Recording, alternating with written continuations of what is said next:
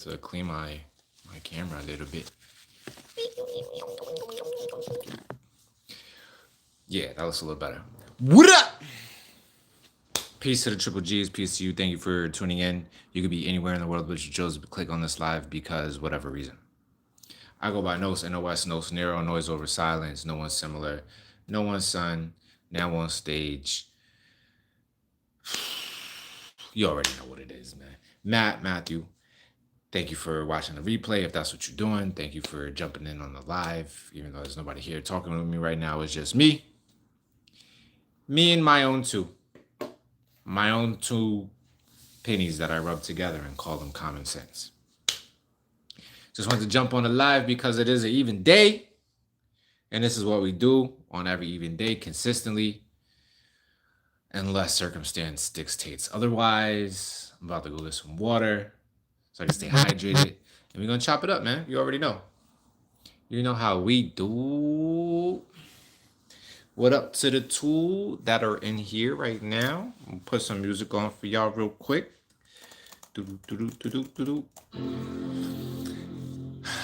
What's up with y'all? I'm gonna tell you what's up with me real quick. I'm gonna go first, and then you could jump in whenever you feel like you're ready. And if you're not ready, it's all gravy. What's up with me right now is consistency being the start. Right? Is that the same? Consistency is the start. I forgot that whole damn saying I used to have. It's been a while since I used it. Consistency is the start, and some other C word is the finish. We'll get back to that. Anyway, it's been a great couple of days since the last time I spoke to you all. The weather is improving. It's getting much warmer down here in Jacksonville. I'm getting things done. And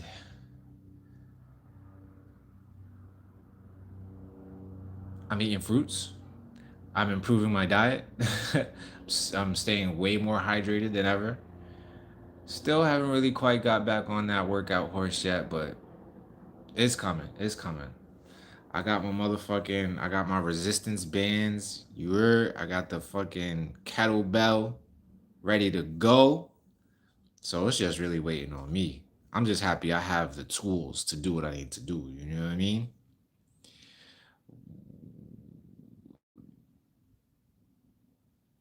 What's good, Charm? What's good, Mrs. Clayton?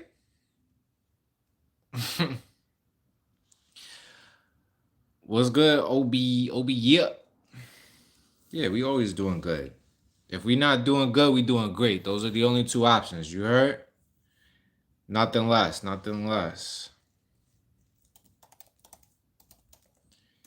For real. You don't got time for none of that other shit. All around arousal is why I chose to call this, title this live today.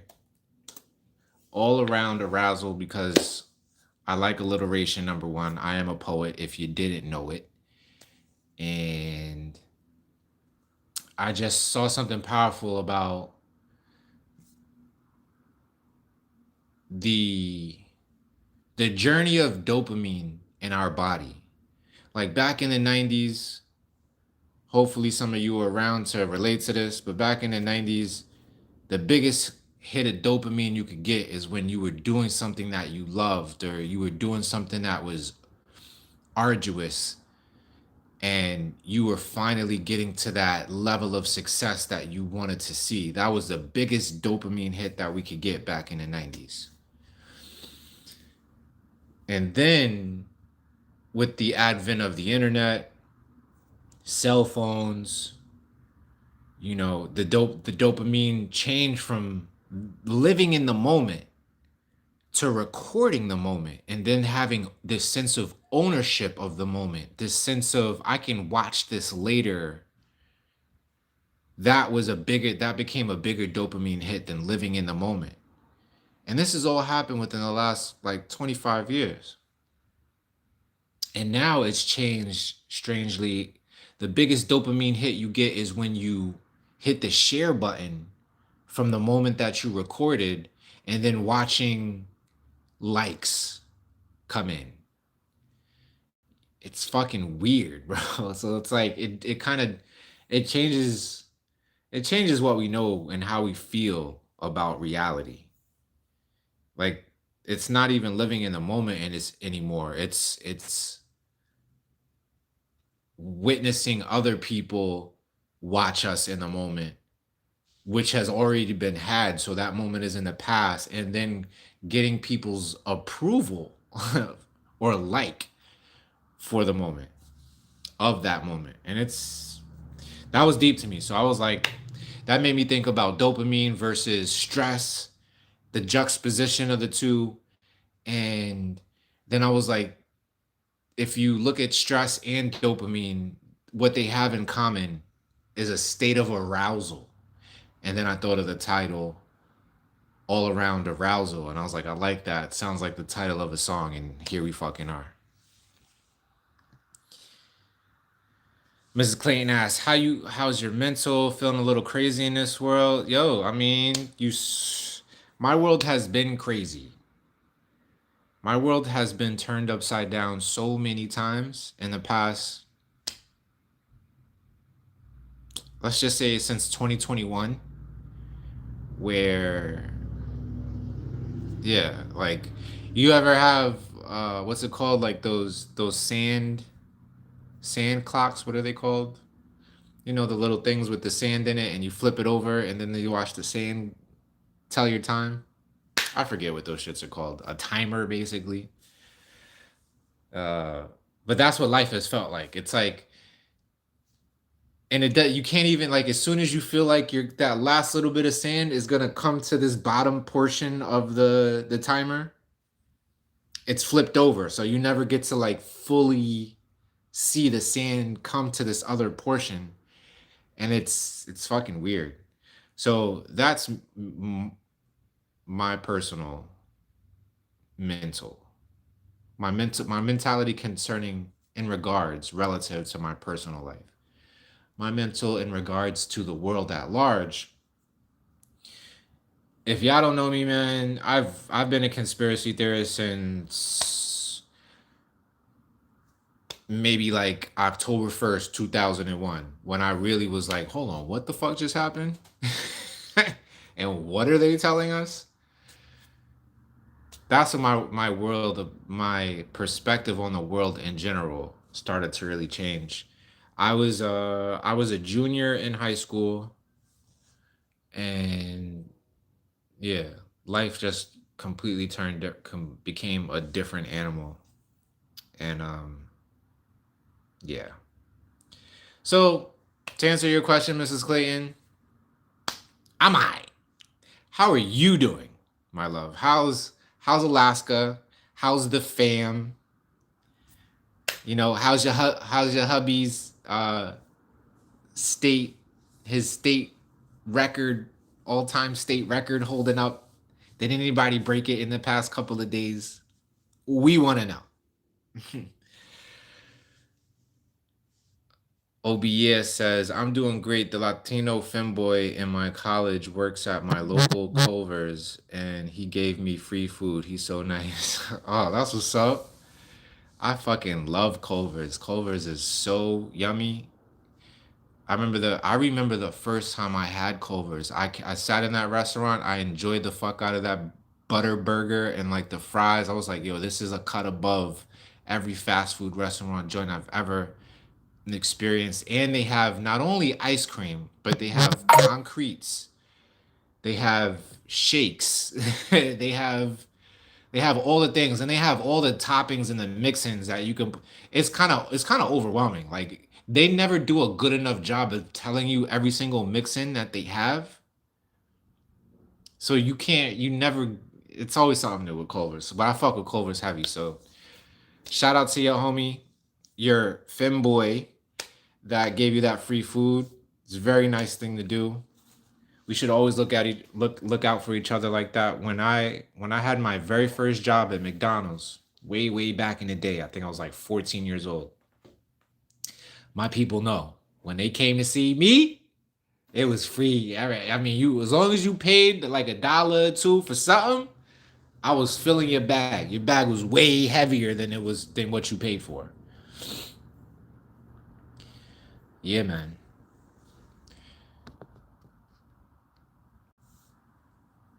You get the best dopamine from working as a haunted house actor and scaring people with you with your friends there and getting paid for it. That's what's up. Do they do haunted house like all around the year where you're at? That's hilarious. I remember the first haunted house experience I had. I almost fought the person because I was expecting props like mannequins or something like that. But when a real person jumped out at me, my reaction was like to hit him. But I caught myself. I was like, nah, that would fuck the whole night up. That's way too much. But I was like, I didn't know that they do that.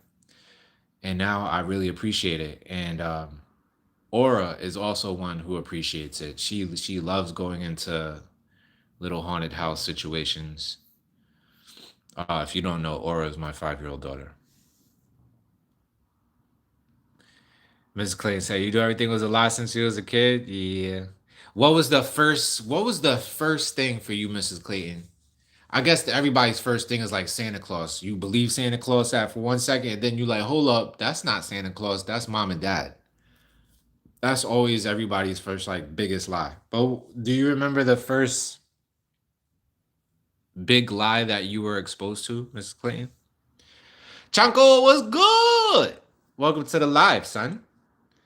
How are you, family? How's the wife? How's the babies?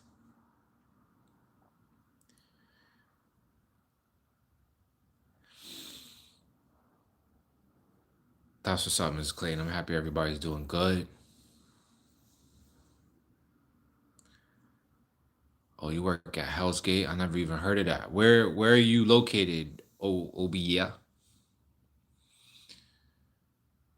So have you heard we are eating people when we are eating fast food? This conspiracy is fucking me up.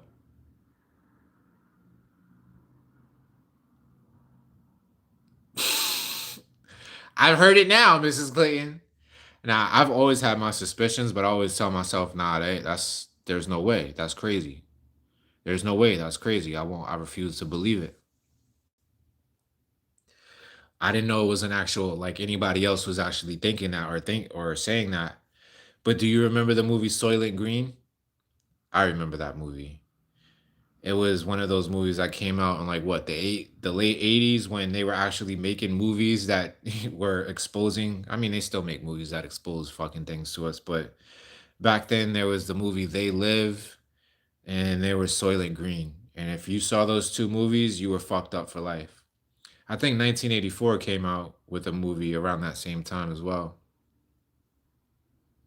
Oh, you in Chicago? I stay getting people from Chicago in here. Yeah, that's what's up. That's what's up. Chicago fucks with me. I still haven't been up there, man. I gotta get up there to the Windy City. To the Windy City, baby.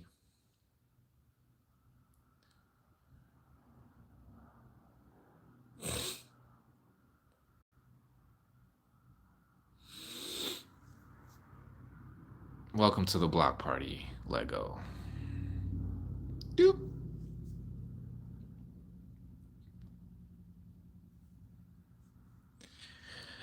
Yeah, I think of the same thing too, Mrs. Clayton. It's so crazy that you say that because I'm like, yo, all these chickens, they out, and I told myself that they have to be cloning chickens because like we would eat the world's supply of chickens in one day with all the chicken sandwiches and chicken in the grocery stores. I was like, they gotta be cloning chickens, beat it. They're not. These aren't like real chickens. But I don't know, man. I want to say that one's a little too, because I stay at the fast food spots, yo. I don't want to believe that one, Mrs. Clayton. I hear you though.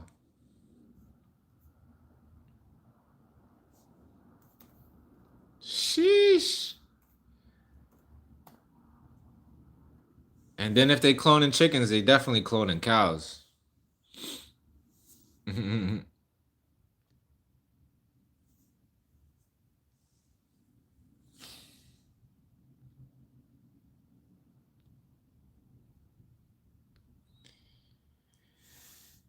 Anyway, here we go. Here's some music.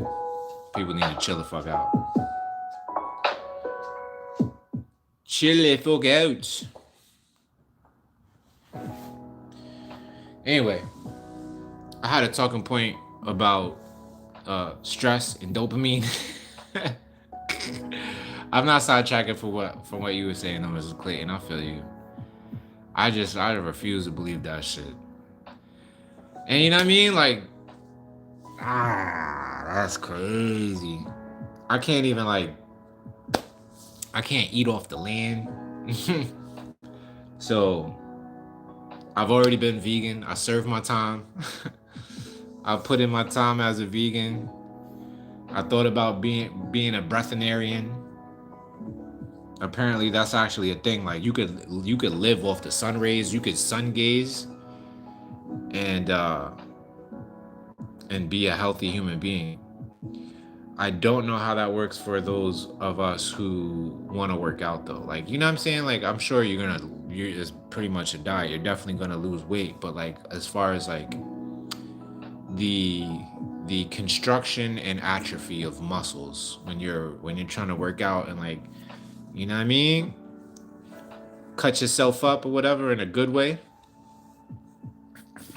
I'm not sure the sun rays are gonna sustain that without your body breaking down or your health declining.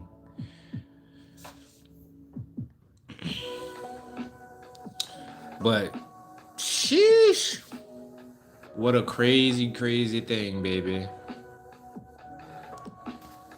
Eating humans. Like, there's gotta be a better way. That can't be happening.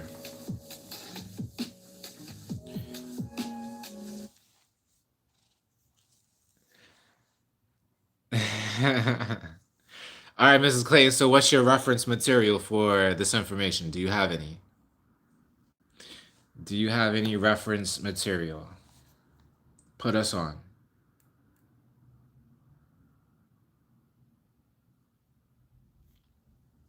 And while you do that, I'm gonna read a little bit about the juxtaposition of euphoria and stress. So we do talk about what I wrote down in the title.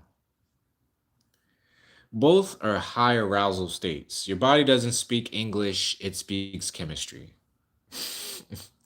I hate the fucking that you can always tell when somebody's reading from Chat GPT because it's it's always writing in the same manner. Like it starts off by saying it isn't this or it's not that or it doesn't this and then it tells you what it is. If someone starts their conversation or their sentence, their statement with it's not this, it's that, it's a high chance, it's a high probability they're Chat GPTing. So I'm not trying to hide the fact that this is Chat GPT, but let's see what we can glean from a quick AI reference. So euphoria and stress can share a racing heart, slow breathing, restlessness. What happened to my music? There we go. Tunnel vision, can't sit still energy, this idea that something big is happening. That's why excitement can feel like anxiety. Same engine, different driver. What's different? What's the real split? Stress says, I might not survive this, where euphoria says, I might become more than I've ever been. Stress equals a threat energy, where euphoria equals expansion energy. Stress is more like a protect me thing. Euphoria is more like an open me thing. Stress tightens the world into a keyhole, where euphoria widens the room like someone opened windows. And the crazy twist is they can imitate each other. Sometimes stress shows up as wearing euphoria's clothes, like I'm so motivated, but your jaw is clenched, you're not sleeping, you're doom scrolling between bursts of purpose. Sometimes euphoria shows up wearing stress's clothes, like this is too good, something bad is coming. Or the body goes, I'm not used to this much light, and translates joy as danger. Here's a simple way to tell which one you're in. Ask yourself, is this energy opening me or armoring me? Signs it's more euphoria. You feel curious, you feel present, you feel creative. You can breathe deeper. If you remember, too, even the intensity feels friendly. Signs it's more stress. You feel urgent, you feel contracted, you feel defensive. Your thoughts are loud and repetitive. You can't enjoy the moment without scanning for what could ruin it. So in this way, euphoria and stress are cousins. The same bloodline, which is intensity, but a different purpose. One expands you, one protects you. And a good one-liner, according to GPT, is sometimes I thought I was in alignment, but I was just in adrenaline. Thanks, GPT. I appreciate that. What do we got? Unseen was good, aka High Sense. What up? What up? Hey. Smart Savvy, what up? Welcome, welcome. My beloveds. I just got through my little spiel about the juxtaposition of stress and euphoria, which is a thought process I was having earlier, which motivated me to title this live all around arousal. All right, that's my one talking point for today. I've got 3 more talking points if we get up to it. Corrupt, what up? Ha! Been a minute, family. How you been? What up? What up? I'm still waiting on Mrs. Clayton to give us her references for. Mrs. Clayton said that whenever we eat fast food, it's more than likely or highly probable that we're eating humans. And I said, nah, son, I'm gonna need a reference for that one. But I don't doubt it though. Like, they've been telling us for years, ever since that movie Soylent Green from, I think that was like the late 70s, mid 80s or some shit like that. They've been telling us that they feeding us humans. But I don't want to believe it. I don't believe it. Now, I mean, how does that even happen? You know what I'm saying? Like, where are they getting it from? Like, let's go down this crazy, deep, dark, nefarious rabbit hole. If this is the case, right? Let's entertain a thought. If this is the case, they would be getting it from human trafficking somehow, some type of way. And who's like, where, fam? As far as I know, in my mind, when humans make the transition, whether it be through natural or nefarious means, they're either buried or cremated. And let's just say a nefarious means they're probably left somewhere. And then let's say if they're left somewhere, what's the motivation? You know what I mean? What's the motivation? To turn us into cannibals? I don't know, Mrs. Clayton. I'm just running into a whole lot of roadblocks. My brain is like, skirt this thought. Oh, you think it's something? Oh, okay. So yeah, if it was in the EP files, if it was in the Stein files, the E files, the Stein files, we gotta come up with a name for that.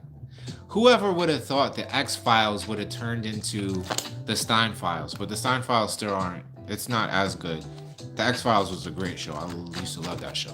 But anyway, back to what we were saying.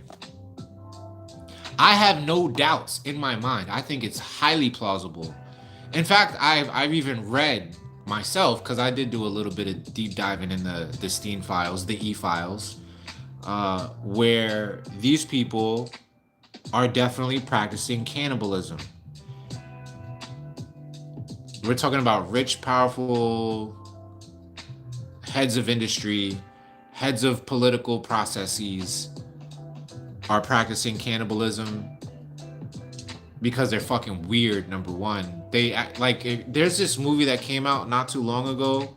I believe it's called The Survivor's Game or The Hunting Game or some shit like that, where you can see it in the e-files, where these people are emailing each other back and forth, like, "Yo, that was a great hunt. That old guy put up such a good fight," or some shit. Like the old guy was legendary or whatever. They're literally talking about basically kidnapping homeless people, releasing, like, knocking them out, releasing them in some fucking random ass huge acreage, probably of some random rich person somewhere, and they hunt these fucking people down, bro. And then who's to say that after they it's these things that we are normalizing just by exercising them in our brain, I feel like are numbing us to what the fuck is actually happening on this planet. But anyway, it's just fucking weird. But I have no doubts in my mind that they are cannibals, and the worst, most scary, darkest thing about all of that shit is that they're doing it to children, fam. Like, if that shit just doesn't make you want to go punch a billionaire in the face, if you didn't want to punch a billionaire in the face already,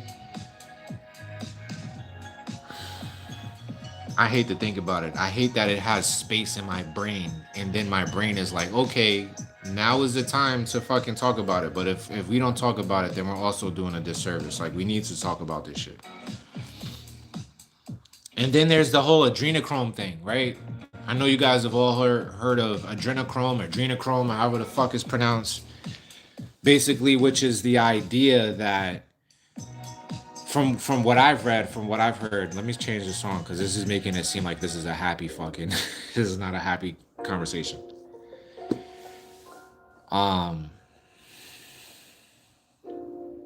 That if you listen, I'm not if you have a child, most likely it's a child. They stress these children out or scare them, and then in this moment of high stress or fear, you know what I mean, they murder them. And because they die in this sense, I hate talking about this shit, I swear to God, like it's making the hairs on my neck stand up, because it's real. It's not even a fucking movie. It's not like some fictitious conspiracy theory. Like, these motherfuckers are really doing this shit. Since they die in that state, their body produces a chemical called adrenochrome. And if they ingest, I'm not about to cry. But if they ingest, this is just the idea, you know what I'm saying? If they ingest these children or people or humans, if you just want to give it a broad term, they get, somehow it benefits the person ingesting it by keeping them young.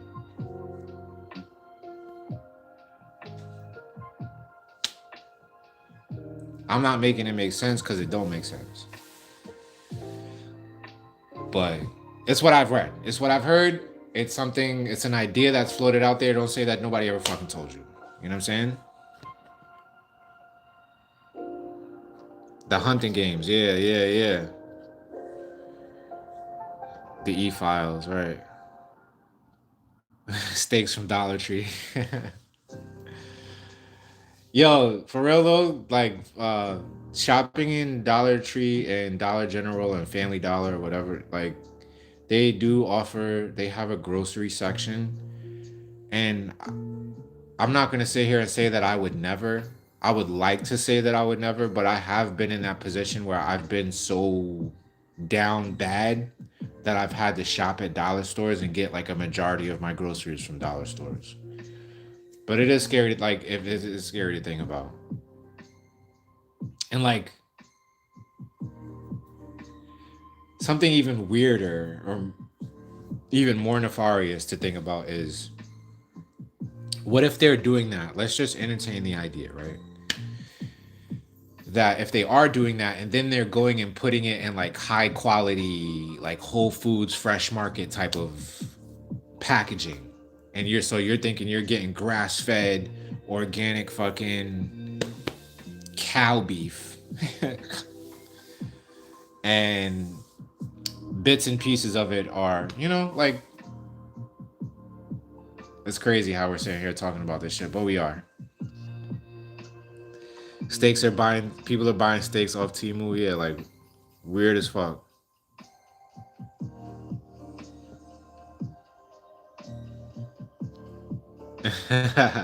Derek was good. I don't do much fast food. I did just make homemade smash burgers though. That's what's up. That sounds yummy as fuck.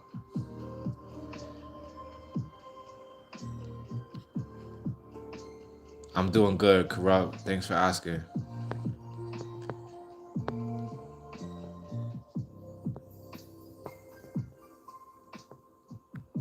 Derek said I would eat leaves off the bush outside if I was hungry enough. I did eat some rocks one time. Yo, speaking of eating rocks, you just brought it back because last weekend I took my girls to mini golf, and I don't know why I did that. I mean, I know why I did it because I presumed it would be fucking fun and the girls would have a ball, but it was kind of a nightmare because it's technical. It's not the easiest thing to do. Or didn't really get how to hold the club. I was trying to show her how to hold the club properly and hit the ball, and explain to her that like there's obstacles, and the the point of the game is to get the ball around the obstacles into the hole, and she got that. But as she was, as time went on, she she started to get frustrated because she wasn't putting the ball in the hole, or it was just becoming too hard. And then my job as a dad is to motivate her to not give up when things are hard. So I'm trying to pour that into her.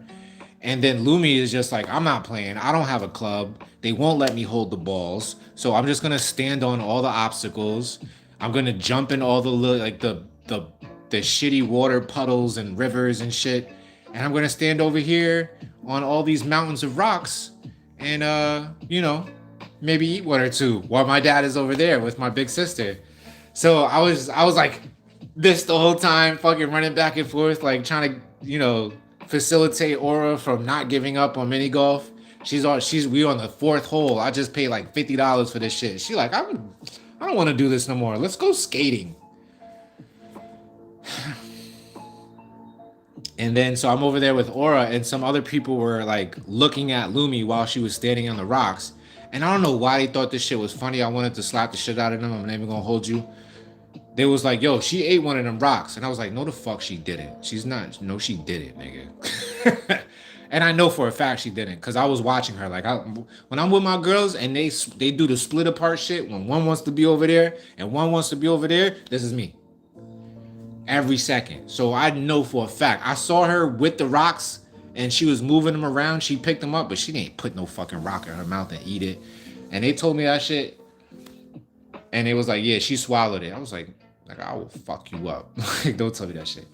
But you just brought me back, Derek.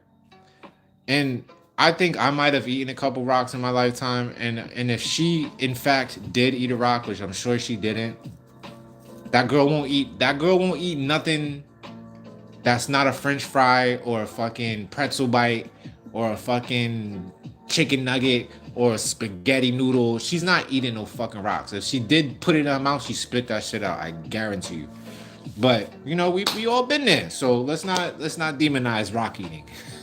It might fuck up your teeth. It might fuck up your digestive system a little bit, but hopefully they pass through the right way.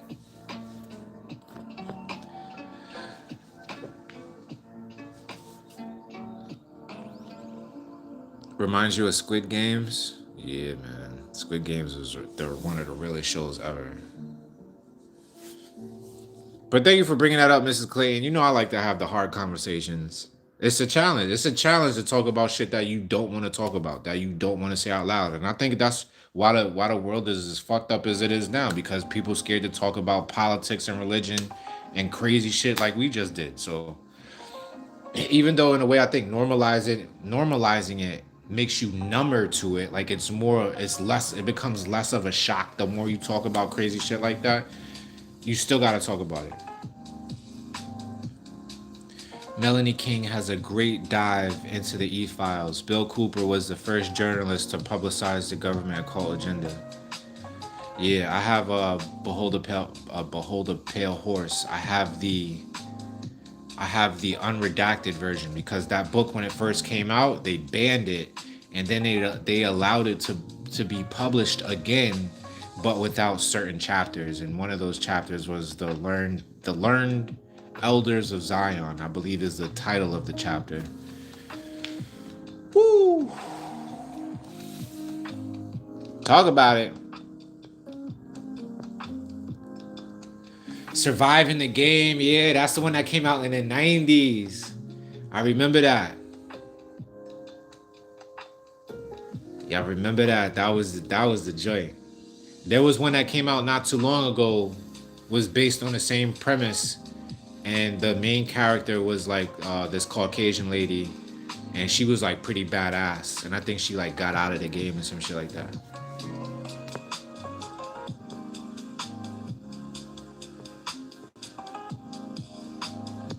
Wow, I am. That's a nice one. I am Lee Laraya, La Laray, Larai son. Apologies for butchering your name if I did, but thank you for putting us on to that, because I never heard of Maze Runner 3. But that just goes to show you, man, they always letting us know what's going on through movies and other types of media.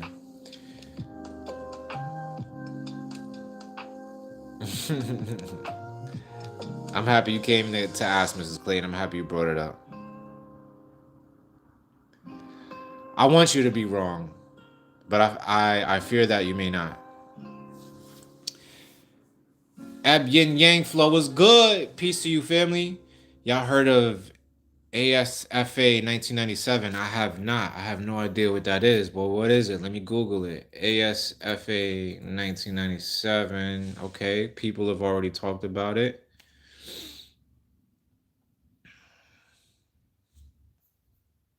Let's get AI to assist us on what the fuck is talking. The Adoption and Safe Families Act, ASFA of 1997, was a significant reform in U.S. child welfare law aimed at improving the safety of children in foster care and promoting adoption. It established timelines for terminating parental rights and emphasized children's health and safety over family reunification in certain cases.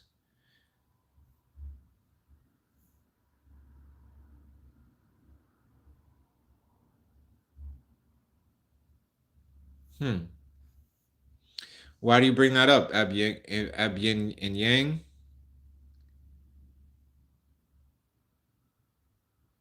Why do you bring that up? I fear to even ask.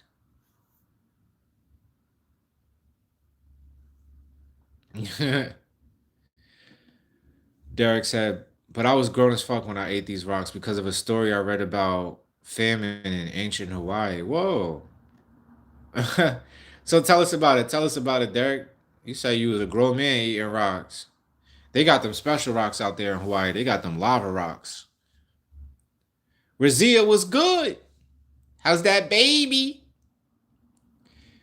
Hey, do I believe in therapy? Have you ever experienced it with the therapist or psychiatrist? Asking for myself. Let's talk about it. This is one of my favorite subjects to talk about, therapy. Yes, I have been in therapy pretty much my whole freaking life.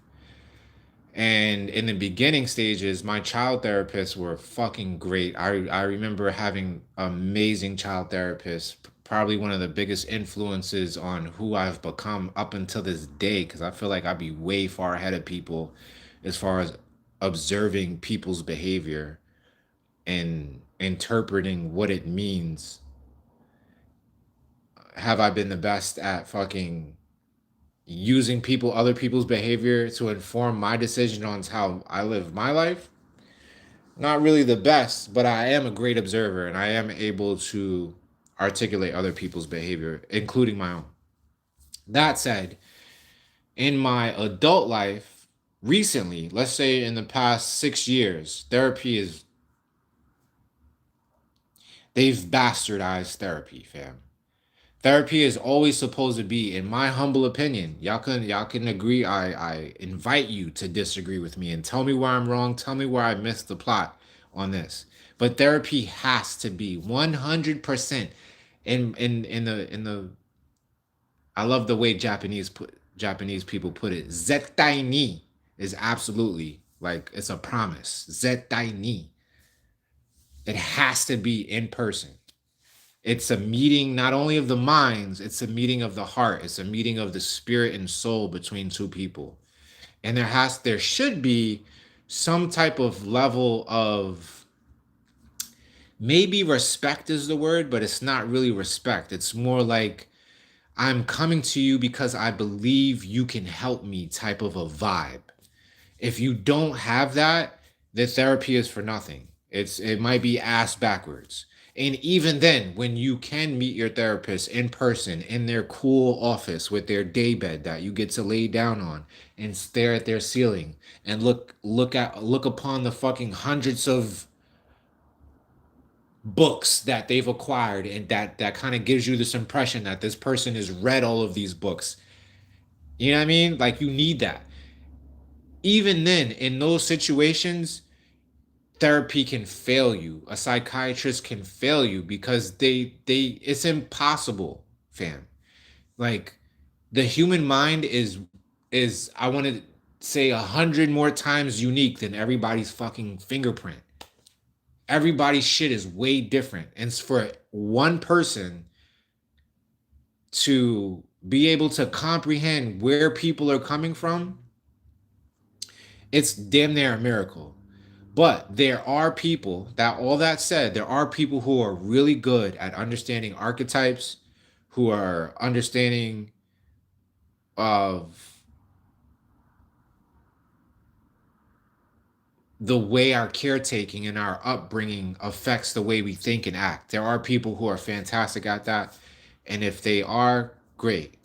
But in that same breath, a therapist can fuck you up terribly because like I said, you're supposed to come in there with this open heart and mind and receive the help and words that a person can offer you, and you can take what they're saying without enough salt. Let's just say you can take what they're saying for granted, or not enough salt, or you can take it as the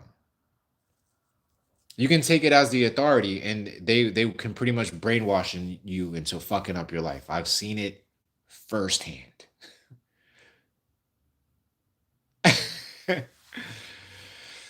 I've seen it firsthand, fam. Trust and believe, yo. I've seen it first fucking hand. And with my tenure of taking therapy and listening to therapists, me being able to call out like, yo, this therapist doesn't have our best interest at heart. They're just fucking collecting a check. Cause mind you, therapy is not fucking cheap. No way, no how. Even if you're getting the better me over the phone fucking therapy.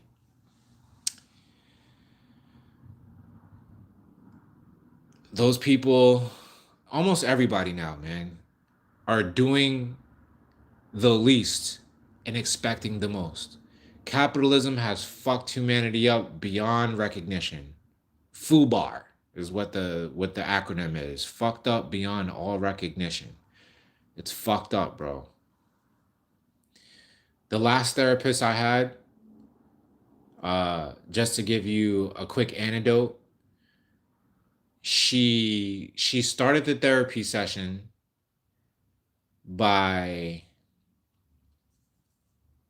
shaking. She had an extra large gas station, like big gulp type of cup. And she was just like, shit, it was full of ice and God knows what. Maybe like sweet tea or fucking Powerade or Dr. Pepper or High C or some shit. I think she said it was sweet tea. Now that I think about it, and she was shaking it, and I just remember like that is the fucking most disrespectful shit I have ever fucking seen. And you could tell she had her phone set up, and she was looking at her phone, and on the wall behind the phone, she had her fucking TV on, and she was watching the shit as she was like interacting with the therapy session because you could see the light from the TV like bounce off at her face, and you can see her fucking eyes every once in a while like zoop, like just.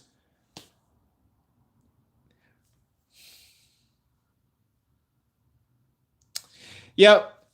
Say all that to say, therapy can be life changing in a great way or a fucked up way. So shout out to you, Razia, for even, you know, giving it a shot or giving it a thought, because there are a lot of people who won't even entertain the idea of going to get therapy. And I think that's just as bad. You know what I'm saying?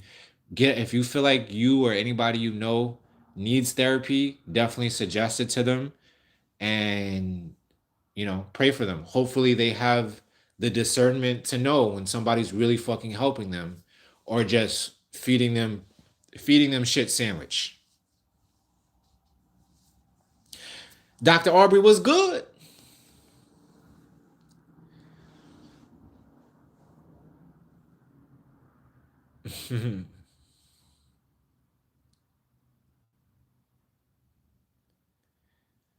Absolutely. Absolutely. Abby and Yang flow. Unqualified. Every therapist needs a therapist of their own, because how the fuck you sitting there listening to fucking dozens of stories, at least like three or two or three stories a day of, you know, people spilling their heart, and you're just sitting there holding it and going about life like that shit didn't happen. You're essentially like witnessing the underbelly of humanity. And yeah, so therapists need therapists. I need fucking therapy. But this in a way is my therapy. I figured out a way for me to what is it? What's the word? Therapute? Self therapy? I don't even know what the term is. Personal therapy. It's just, talking to my community, talking to the fam, seeing y'all talk to each other. It it's a calling. Organizing for me is a calling. I think we all need to organize. If we're not organizing our nuclear family, hopefully no, hopefully we are organizing our nuclear family and then expanding that into our immediate community, meaning like your neighbors across the street or your next door neighbor. That is like basic essentials. We all need to be doing that shit. And I hope you all are called to do that in any way possible. It doesn't have to be a fucking YouTube live like I do. Shadow work is your therapy, Mrs. Clayton. Tell us about it. Tell us about it. How do you practice your shadow work? We want to know. Self reflection. Yeah, you could kind of say that. But I'm reflecting myself through you all by showing up, by you know not feeling like I gotta put on. I never put on makeup anyway, but you know what I mean. Like a lot of times, I'll have the thought before I go live, like, how do I look right now? And a little voice would be like, you don't look great. Don't go live because you don't look as good as you possibly could look. And then my the other enemy looks at the other enemy and is like, the fuck is you talking about? None of that shit matter, bro. Like y'all see this physical body, but I'm inviting you to see more than that, which requires me kind of to be a little reckless and careless about the way that I look like. And I implore all of you to do that. I was talking to one of my best friends today, and she was telling me how she's like giving her face a rest from makeup. And I was like, hell yeah, that makes fucking complete sense. But then she told me that like people at her job are going as far as commenting on her not wearing makeup. And I was like, wow. Like, not surprised, but also the audacity. Like, who gives a fuck if she's wearing makeup or not? Like, don't get me wrong. I love when women do the eyeliner with the little wing on the side. I love that shit. I love a little lip gloss, you know what I'm saying? I love when women do that, but also in the same breath, I also have gone out of my way. Maybe not so it's not maybe so justifiable. Like it's maybe not the best thing to do. But for women that I care about, anybody that I love, I feel like I gotta be the one to keep it a buck with you sometimes. So I'll go out my way and be like, yo, that's you did too much. Like too much foundation. You know what I'm saying? If you smile and you can see like the wrinkles, like the cake in your cheeks, that's too much. That's too much, girl. I'd rather see whatever you got underneath the makeup than to see the makeup try to cover up what you got going on. Like, just keep it a buck. If your skin is jacked right now, and you know it's your skin is basically detoxing your body because what's the word? The skin is a extra. There's a word that describes the type of organ your skin is. Some organs like like they get rid of shit, and the skin is one of them. So if your skin is showing that it's getting rid of toxins by like a blackhead or a dark spot or a whitehead or whatever the fuck, then that's what it is. Like it don't mean you ugly. You know what I mean? It don't mean that you you chopped. It don't mean that. It just mean that your body is getting rid of toxins right now. Relax. Who give a fuck? And if I love this saying, one of my favorite sayings in the whole entire fucking universe is the people who mind don't matter. And the people who matter don't mind. And I like to think that I fucking matter. So I don't give a fuck what you look like. So I pray tell you that you don't jump on one of my lives one day like, yo, Matt looks rough. Yeah, the fuck I look rough because shit is crazy. No, it's insane to be well adjusted to this crazy world. It is no mark. You don't get A pluses for looking great, for being well adjusted to how fucked up the world is right now. Let's keep it a buck. All right, my rant is over.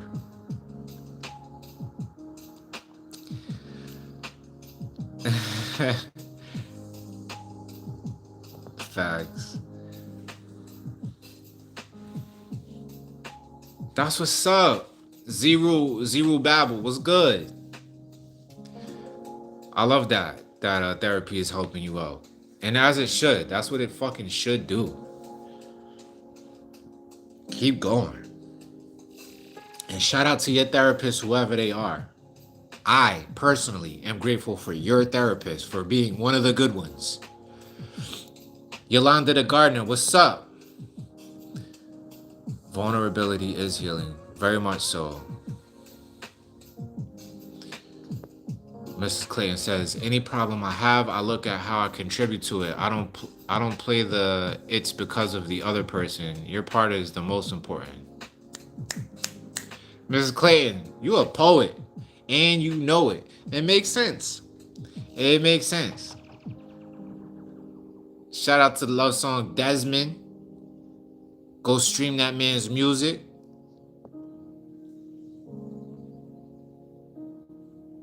CB Pilot says, when am I ripping? CB, I feel like I've seen you jump on here and say that same thing. I can't rip the bong on YouTube, man. I don't even have a bong to rip. I ain't even gonna hold you. That's not my method of indulgence, let's just say. But back in the day, a good gravity bong made out of like the top of a fucking 2 liter. That used to be my shit. With a bucket of water. Yes, sir. All day. Shout out to my boy Busy. Good times, son. Good times. Man. Where we at? We at 55 minutes. Back. Thank you all for joining the live, for the thumbs up, for the company, for the allowing me to be vulnerable and say whatever the fuck I want to say without trying to, you know what I mean? There was a couple of trolls who joined us tonight. We got them up out of here real quick. There was a couple more things I wanted to share with y'all, but let's see what happens.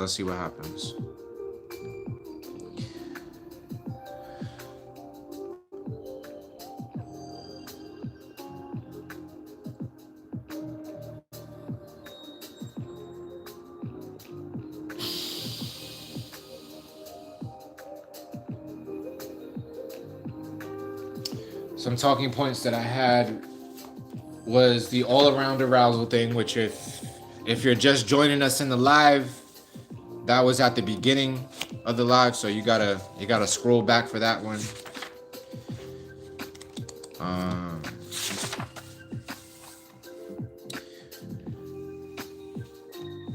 So the other talking points that I wrote down, which I'm gonna give you all the option. We're gonna cover one of the three. Sienna was good. Always on time. Not always there when you call, but I'm always on time. Yo, shout out to everybody who can fucking... These are my favorite type of people in the world. The people who... They hear a random phrase, and then they go to a song that has that phrase in it, and they can do that all fucking day long. Like, my cousin Vision is one of those people. You could say something... And then he has like, I don't know, an encyclopedia fucking AI of songs in his brain. And he can go to that exact point in the song with that phrase in it and start from that place in the song and give you the rest of the song. That shit is a superpower. I love people like that. Those are some of my favorite people. That was a side note. Here are the other talking points that I told myself I was going to talk about. One was... peace in the Middle East. I have like an 8-minute video that I'd like you all to watch if you're down for that. I sent you one of them people. That's why I fuck with you. You already know. Music correlation. I love that. Thank you, Zero. Appreciate that. Zero or Zero. Dabble. The 777s. Have I tried knife hits? What the hell? Mrs. Clayton, that's some brand new shit. I didn't even know what that is. You're gonna have to put me on. You're gonna have to put me on what that is. A knife hit? What is that? I can't even imagine what that is.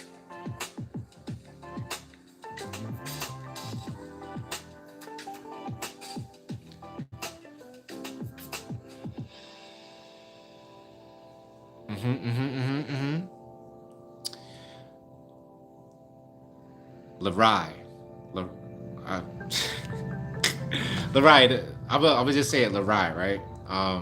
In order for me to pronounce it correctly and remember it every time, you know how like when you look up in the dictionary, you look up a word and then they have like, they spell out the pronunciation? I'd appreciate it if you could do that for me. I'd appreciate it. If not, all good. We gonna figure it out.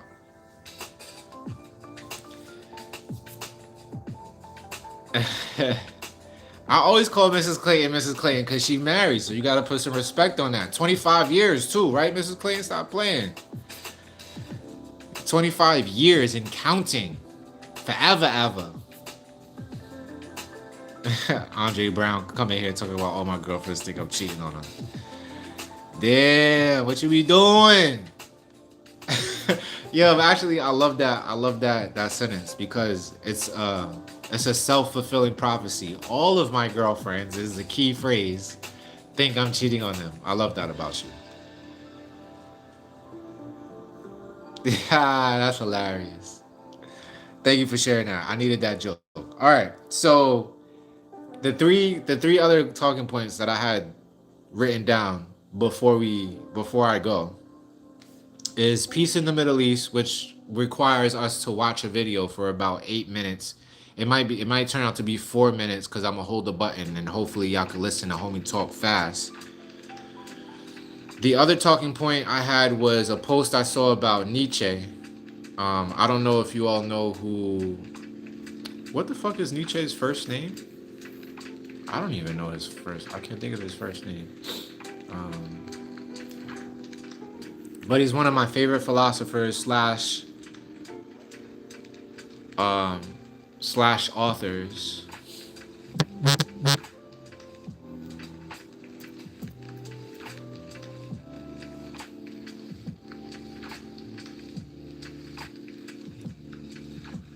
Um, Frederick is his first name. There we go. He's one of my favorite authors slash philosophers. I saw this really cool post like highlighting some of his best quotes, and I wanted to share that with y'all if y'all open to that. And the third talking point was a post I saw about a woman talking about what good women do in relationships. Those are three things.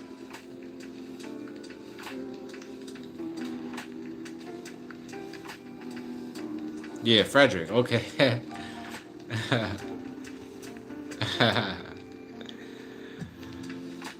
Yeah.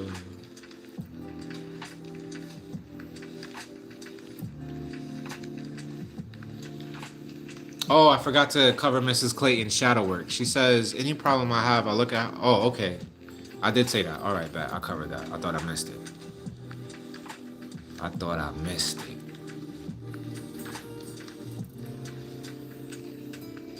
Eb Yin Yang Flow said, I think we need better community instead of therapists. Facts. Happy to have you here. Thank you. Grateful for your presence.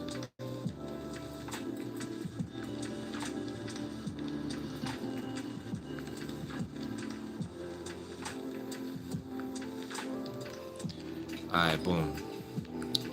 Mrs. Clayton says, heat up 2 butter knives, tap a tiny ball of weed with the end of the knife, and use a bottle with the end with the end cut off, and smash the ball together to get the smoke. Wow. I've never heard of no shit like that, fam. Yo, that's crazy. I'm gonna just stick to my joints though, Mrs. Clayton. I appreciate you putting me onto that wild shit, but I'm gonna stick to the joints, fam. If I can't roll a joint, I'm just not smoking. I'm gonna keep it a buck.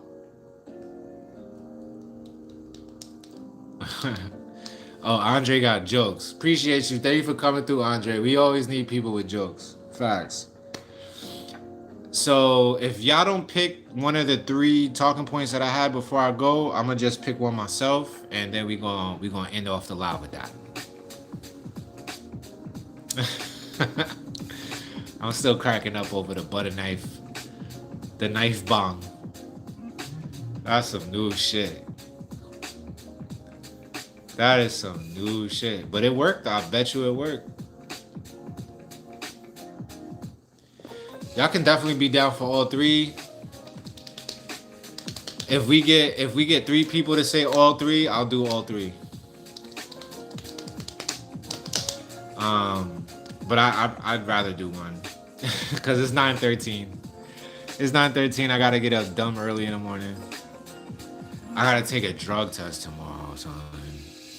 I'm pretty sure I'm gonna pass though. I haven't been smoking for like a month and a half, I want to say.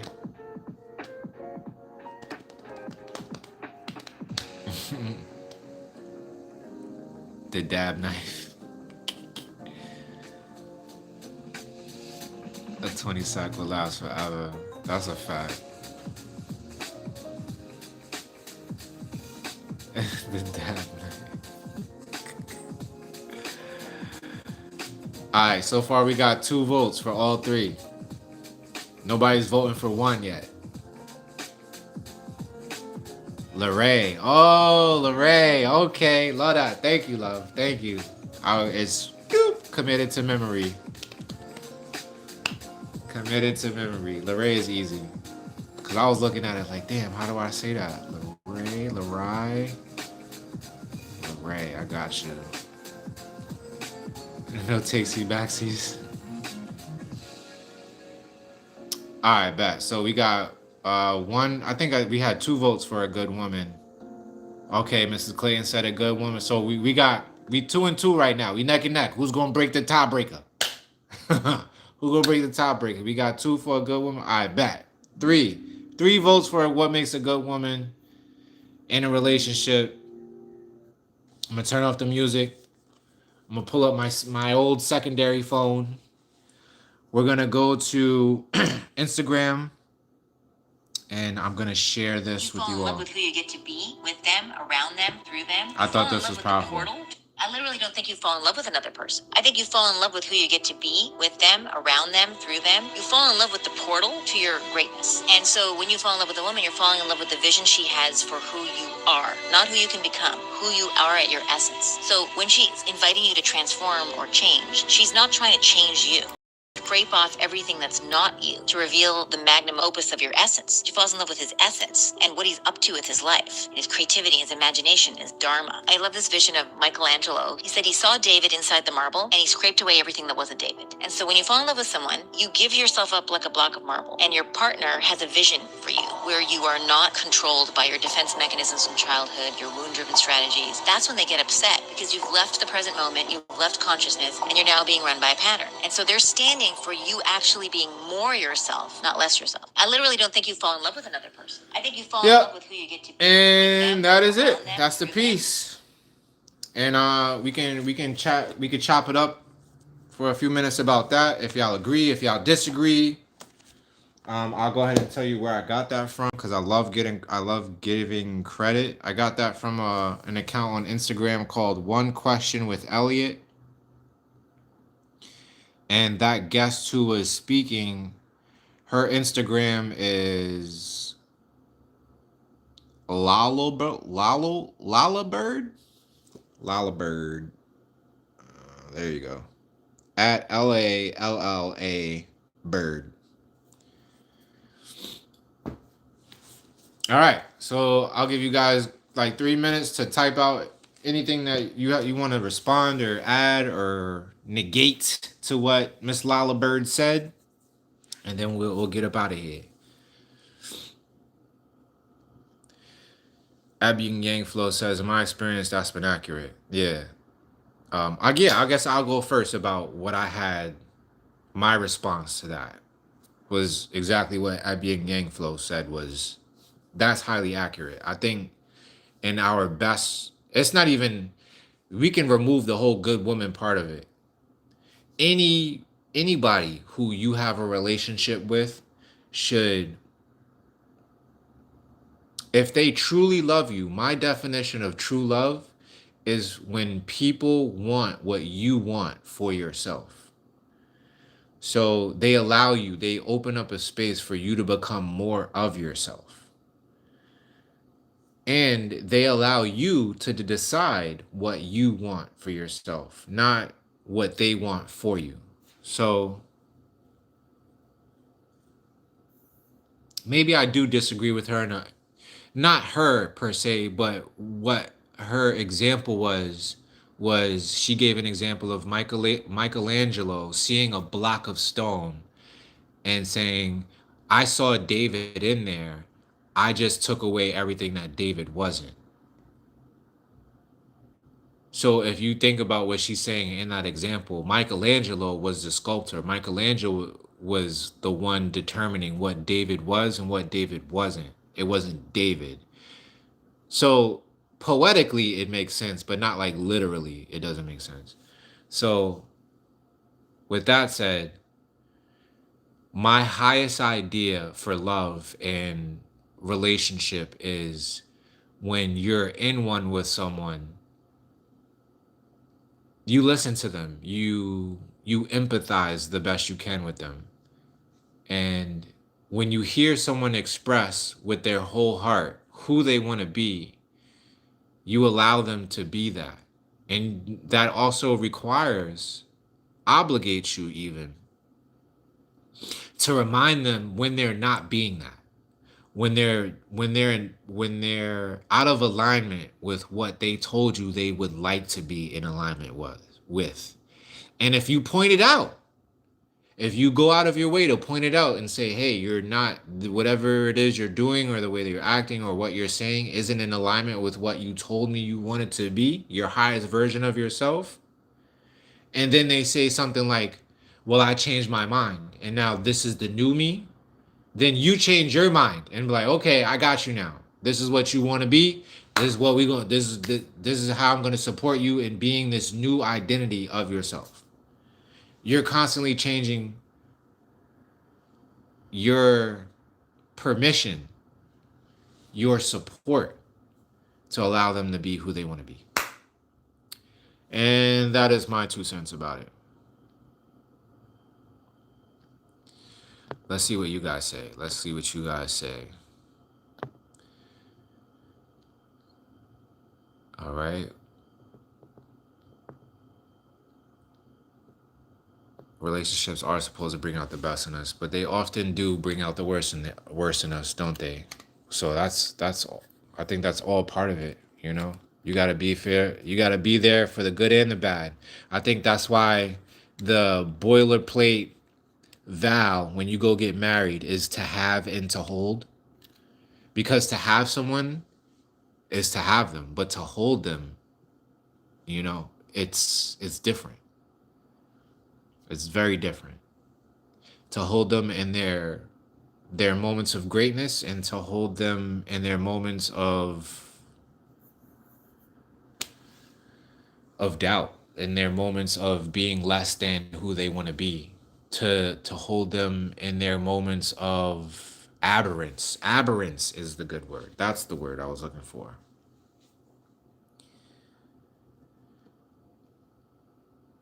High Sense says, I agree. I imagine that partners slash significant others may not know what's going on, depending on how you be taught. And since we all grew up in the same place, I can safely say a lot of us don't know about the essence.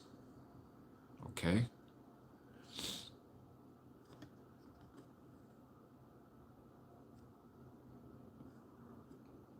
Andre Brown says Michelangelo was commissioned.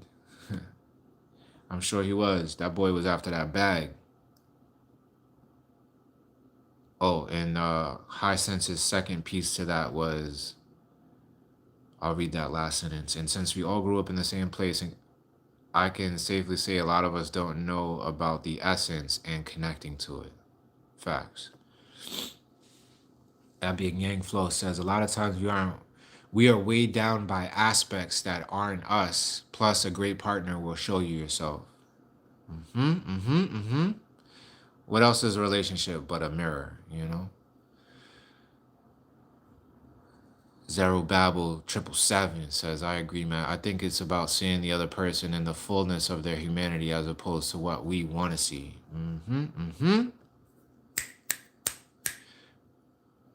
We're each other's scaffolding. I like that. That's poetry right there. I love that. Relationships are always evolving. Smart Savvy, you already know. Laurie Hunter says, very true. Dr. Aubrey, it has truth. There's also the constant learning of oneself and committing to a person in their evolution respectfully. Facts. Facts, facts, facts. All facts. Where'd Mrs. Clayton go? I'm surprised she didn't have nothing to say. She's probably the only one of us in here who's been married for for a quarter century. The last thing she said was a 20 sack will last forever. She probably said, "Fuck y'all trying to play my dab knife? I'm gonna go I'm gonna go show y'all what that dab knife life is about right now. Ah, man. I love y'all. You heard? Um,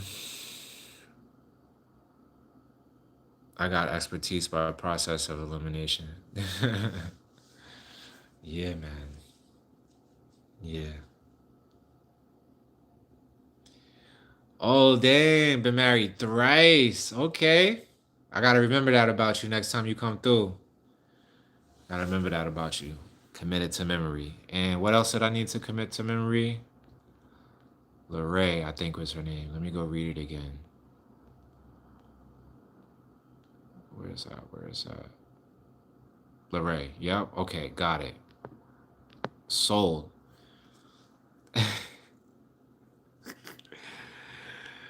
Ah, man.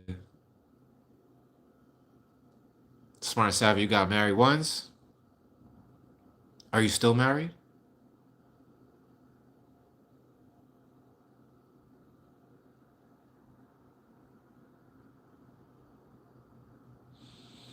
I don't know. I don't remember that. I should remember that.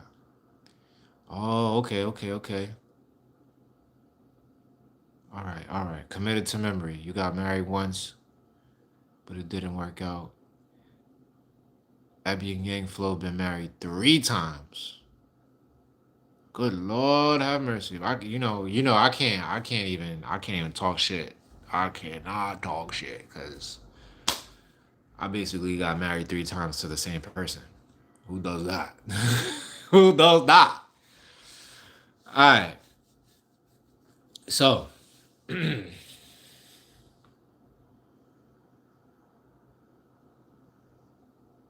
right. I'm gonna go ahead and end this live. Thank you all for joining me, keeping me company on an even day. I super agree with your point. People are constantly evolving, and in a healthy relationship, we're responsible for providing that support for our partners through it, and it goes both ways. I've been back and forth myself. I imagine that we've gotten caught up in the words and how to's, and that walking with and unfolding of seems to have fallen with the wayside into the I don't know category. Mrs. Clayton says 25 years best friend since I was a freshman. Mrs. Clayton always bragging, son. She always bragging. Nah, I fuck with that, Mrs. Clayton. You already know. I bet.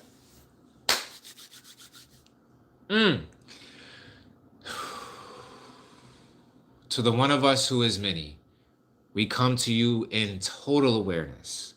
Grant my friends peace, progress, prosperity, patience, persuasion, pleasure, and panacea in the eternal present. Ashe, aho, amen, and laek alaken, and so it is.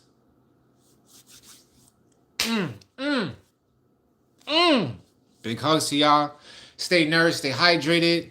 I'll see you in a couple of days. It's gonna be Saturday. And we will chop it up again. All right. Until then, stay safe, y'all. Stay dangerous. Peace.